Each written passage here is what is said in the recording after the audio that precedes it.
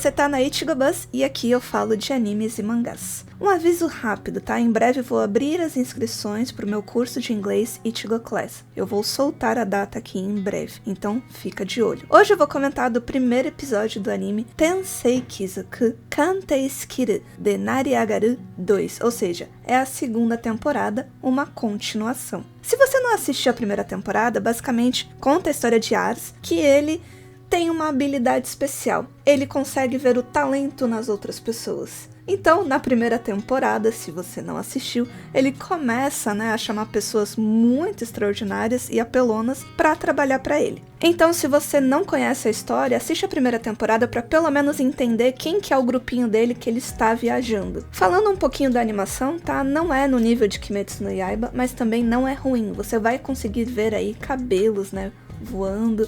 E eu vi que a vibe do Tensei Kizoku não é, assim, de muita tensão, apesar de ter aventura. Então você vai se sentir meio que num slice of life. Então, se você não curte esse tipo de anime, talvez não seja aí a sua melhor opção.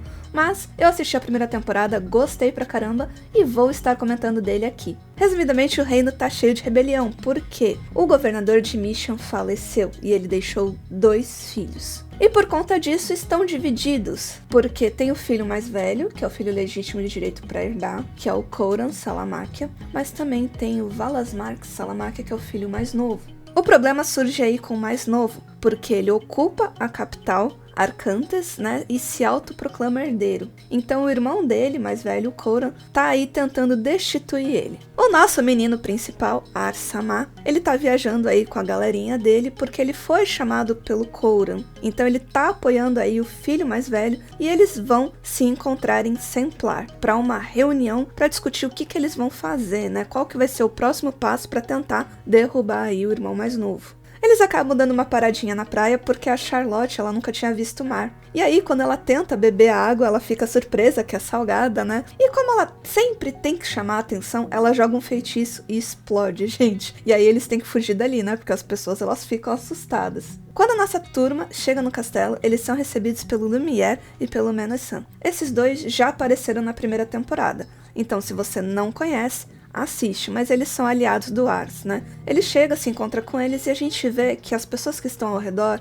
eles ficam subestimando o Ars, porque além dele ser extremamente jovem, ele vem de um lugar muito distante, de Lamberg. Mas tem um detalhe importante, ele foi convidado como todos os outros pelo Kouran-sama. Kouran vai lá, recebe o Ars, e ele fica surpreso porque tem a Mireille, junto da turminha dele. E pra quem não sabe, a Mireille, ela foi aí a conselheira do imperador. Então, assim, todo mundo fica desconfiado dela, que acham que ela pode ser uma espiã, mas o Kouran-sama avisa, não, se ela tá trabalhando pro Ars, quer dizer que ela é confiável. E outra coisa, não seria bom ter justamente ela que foi conselheira pra saber aí como que a gente vai lidar com o nosso inimigo? Fica óbvio que eles precisam de um plano de como agir. Por quê? Porque o inimigo tem muito mais soldados. Então, assim, se eles não agirem estrategicamente, eles vão perder. Então, o Kouran pergunta aí, qual que é o plano que vocês têm para me oferecer? Um deles levanta e fala que tem que atacar Bertudo. Só que a Mireille, ela simplesmente fala, cara, que plano idiota, vocês vão perder. Para invadir Bertudo, eles teriam que deixar Templar.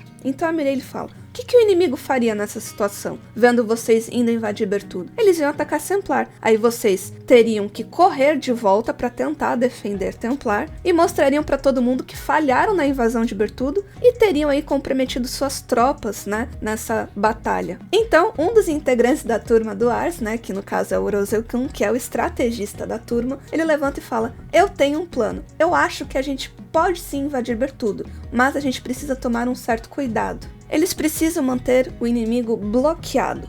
Como? Fazendo eles acreditarem que se saírem de Arcantes, seriam atacados pelos dois lados. Mas para isso eles precisam atrair Paradile para a batalha. Assim, faria com que o inimigo pensasse que Paradile atacaria Arcantes pelo norte. Só que todo mundo fala o seguinte, gente, Paradile jurou lealdade, ao imperador, ele não vai entrar nessa. Então, só nos resta uma opção. Levar um intermediário para Paradile, mais precisamente um imperador de Summerfort. Eles vão tentar aí subornar. Mas todo mundo começa a falar, não, eles não vão cair nessa, dinheiro não vai fazer diferença. Mas aí, Uritz, ele fala o seguinte, cara, O atual imperador é um jovem de 17 anos, então não é ele que governa. Quem tem o poder são os servos deles, e eles vão brilhar os olhinhos quando verem grana, então existe sim essa chance. O Conan ficou satisfeito com a elaboração desse plano do estrategista Russell Kuhn, e como ele é um subordinado do Ars, ele deixa essa missão nas mãos do nosso protagonista. O Ars pede pro Ritz, né, tentar ir falar e pedir o auxílio do imperador, só que ele fala o seguinte: eu sou um malcano e as pessoas têm preconceito, então eu não vou ser a sua melhor opção. Aí todo mundo fala: caraca, se não pode ele, quem é que vai? Aí todo mundo pensa: Arisha. Então o Ars vai visitar a Arisha, que é a noiva dele, né, e ela é super apaixonada por ele. Quando eles chegam lá, ela já arrasta ele para um encontro, né, e tem até um clima, quase que acontece um beijo ali, só que ela vendo o nervosismo do Ars, ela para, interrompe, né, e leva ele aí pro jardim de flores, porque o Ars já tinha presenteado ela com flor, e ela mostrou aí que ela tinha aquele sentimento, e então ela tava tendo todo um cuidado com aquelas flores. Nesse jardim super bonito, né, o Ars, ele tá conversando com a Arisha, e ela fala: não, você tem um pedido, eu sei, mas conversa comigo aqui, porque se o meu pai estiver por perto, né, ele vai influenciar aí na resposta e eu tomo minhas próprias decisões. E ele conta da situação, que ele precisa aí de auxílio dela, que ela é muito boa nessa questão de persuadir os outros, né. Então a Arisha, como é toda apaixonadinha pelo Ars, ela fala: é óbvio que eu aceito, só que eu tenho um pedido pra você. Eu quero algo em troca pra eu cumprir aí essa missão. E aí o Ars fala: tá, e o que você quer em troca? E ela fala: eu quero me casar com você, né? Então quando a guerra acabar, ela fala: então você me peça em casamento. Só que o Ars, ele já tem um sentimento aí de amor pela Arisha, né?